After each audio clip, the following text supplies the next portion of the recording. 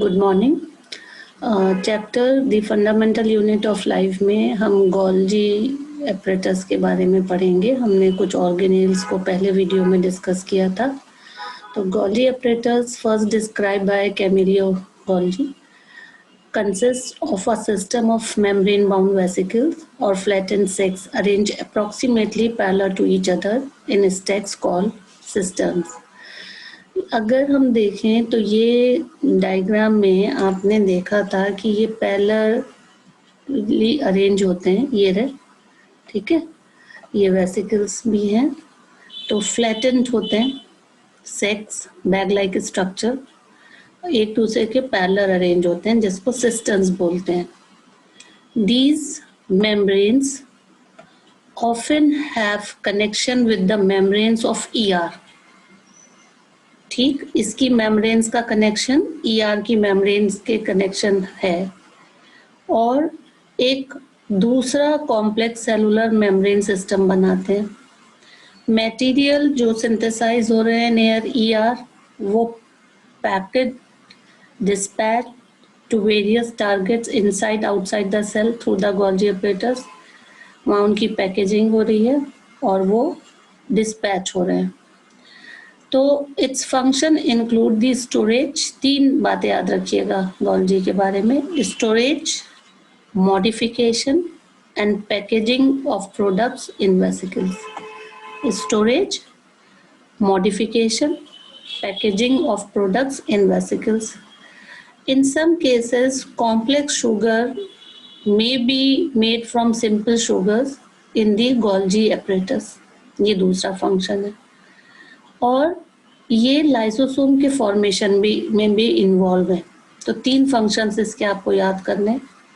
पहला आपको कि storage, modification and packaging of products in vesicles. दूसरा, कुछ केसेस में complex sugar may be made from simple sugars in the Golgi apparatus। Third, involved in the formation of lysosomes। और ये हैं क्या? ये मेम्ब्रेन बाउंड वेसिकल्स हैं जो पैरेलली अरेंज होती हैं और ईआर से भी कनेक्टेड होती हैं। ये कैमिलियो के बारे में इंफॉर्मेशन है। और इसके बाद अगर हम बात करें लाइसोसोम्स की, लाइसोसोम्स भी मेम्ब्रेन बाउंड सेक्स होते हैं filled with digestive enzymes, bag like छोटे छोटे से, और डाइजेस्टिव एंजाइम्स हैं। ये एंजाइम्स रफ एंडोप्लाज्मिक रेटिकुलम बनाता है। लाइसोसोम जो है एक kind of waste disposal system है ऑफ द सेल। कैसे?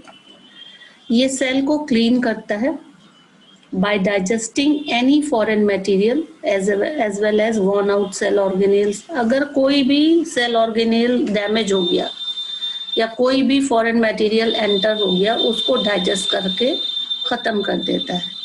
तो जो भी foreign material entering the cell है, जैसे बैक्टीरिया है, फूड है, as well as old organelles हैं, वो एंड अप होते हैं लाइसोसोम्स में, which break complex substances into simpler substances, क्योंकि इनके अंदर डाइजेस्टिव एंजाइम्स हैं।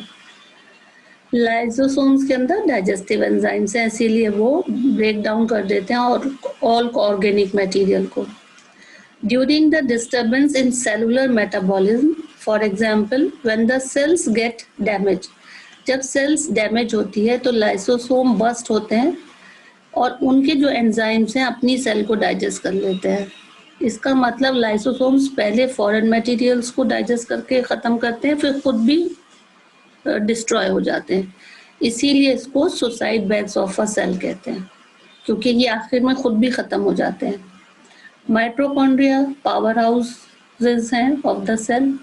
माइटोकॉन्ड्रिया में दो मेम्ब्रेन होती हैं, दो मेम्ब्रेन कवरिंग्स होती हैं। जो आउटर मेम्ब्रेन है वो पोरस है और जो इनर मेम्ब्रेन है वो फोल्डेड है। फोल्ड होने से उसका एरिया बढ़ जाता है ताकि एटीपी जनरेटिंग केमिकल रिएक्शंस ज़्यादा हो जाएं उसकी सरफेस पे और ज़्यादा एनर्जी प्रोड्यूस हो जाए। तो जो भी एनर्जी रिक्वायर्ड है वेरियस केमिकल एक्टिविटीज़ की, वो माइटोकॉन्ड्रिया रिलीज कर रहा है। किसके फॉर्म में? एटीपी के फॉर्म में। एटीपी क्या है? Adenosine triphosphate. एटीपी को एनर्जी करेंसी भी बोलते हैं। ठीक है। The body uses energy stored in ATP for making new chemical compounds and for mechanical work. Mitochondria एक स्ट्रेंज ऑर्गेनेल है। क्यों? क्योंकि इसका अपना डीएनए है और राइबोसोम्स हैं। तो माइटोकॉन्ड्रिया कुछ हद तक अपना प्रोटीन खुद सिंथेसाइज कर लेते हैं, तो सेमी ऑटोनॉमस ऑर्गेनेल है। प्लास्टिड्स सिर्फ प्लांट सेल में मिलते हैं, एनिमल सेल में नहीं मिलते। दो तरह के प्लास्टिड्स होते हैं, क्रोमोप्लास्ट जो कलरलेस है, दूसरा है ल्यूकोप्लास्ट जो वाइट और कलरलेस है। ठीक है, तो क्रोमोप्लास्ट जो कलर्ड प्लास्टिड है, ल्यूकोप्लास्ट जो कलरलेस है और वाइट है। क्रोमोप्लास्ट में ग्रीन कलर का पिगमेंट होता है, तो इसको क्लोरोप्लास्ट बोलते हैं। क्लोरोप्लास्ट सबको पता है, फोटोसिंथेसिस क्लोरोप्लास्ट में होती है, इसे किचन ऑफ द सेल भी बोलते हैं। क्लोरोप्लास्ट में क्लोरोफिल के अलग दूसरे पिगमेंट्स जो येलो कलर के या ऑरेंज कलर के होते हैं। ल्यूकोप्लास्ट जो है, जो कलरलेस और वाइट है, वो एक ऑर्गेनेल है जिसमें मटेरियल्स जैसे starch, oil, protein granules stored होते हैं। तो ल्यूकोप्लास्ट का फंक्शन है स्टोरेज का, starch, oils and protein granules को स्टोर करता है। इंटरनल ऑर्गेनाइजेशन जो क्लोरोप्लास्ट की है, उसमें न्यूमरस मेम्ब्रेन लेयर्स होते हैं और वो मेम्ब्रेन लेयर्स एम्बेडेड होती हैं स्ट्रोमा में। एक मटेरियल होता है जिसको बोलते हैं स्ट्रोमा, तो मेम्ब्रेन एम्बेडेड होती है एक मटेरियल जिसको स्ट्रोमा बोलते हैं। ये सिमिलर है माइटोकॉन्ड्रिया में इन external structure. Like the mitochondria, plastid also have DNA and ribosomes. तो अगर एग्जाम में क्वेश्चन आए कि दो सेल ऑर्गेनेल का नाम लिखिए जिसका अपना डीएनए, तो आप लिखिएगा माइटोकॉन्ड्रिया एंड प्लास्टिड्स। वैक्यूल्स जो हैं वो स्टोरेज का काम करती हैं, स्टोरेज सेट्स हैं for solid and liquid contents. Vacuole small size में होती हैं एनिमल सेल्स में, जबकि लार्ज साइज में होती हैं प्लांट सेल्स में। जो सेंट्रल वैक्यूल है प्लांट में, वो 50 to 90% of the cell volume occupy कर लेता है। तो लार्ज सेल वैक्यूल्स होती हैं प्लांट्स में, एनिमल्स में छोटी होती हैं। प्लांट सेल्स में जो वैक्यूल्स होती हैं वो फुल होती हैं सेल सेप पे, जो प्रोवाइड करती है टर्जिडिटी एंड रिजिडिटी, ठीक है, to the cell. Many substances of importance in the life of the plant cell are stored in vacuoles. Vacuoles का क्या काम है? Important life supporting substances को store करना, जिसमें कौन कौन से substances आते हैं? Amino acids, sugars, organic acids और कुछ proteins.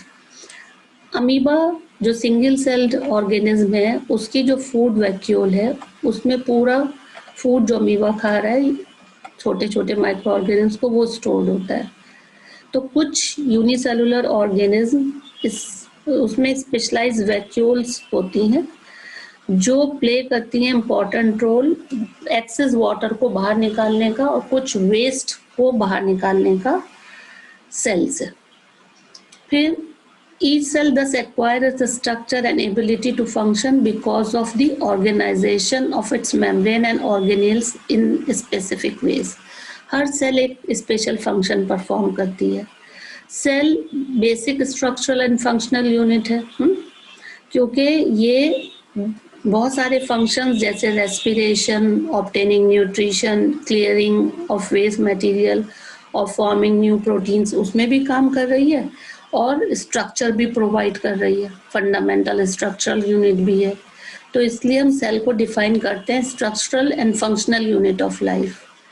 सेल डिवीजन क्या होता है कि न्यू सेल्स फॉर्म होती हैं ऑर्गेनिज्म में in order to grow, to replace old, dead and injured cells and to form gametes required for reproduction. इसलिए नई सेल बनती हैं।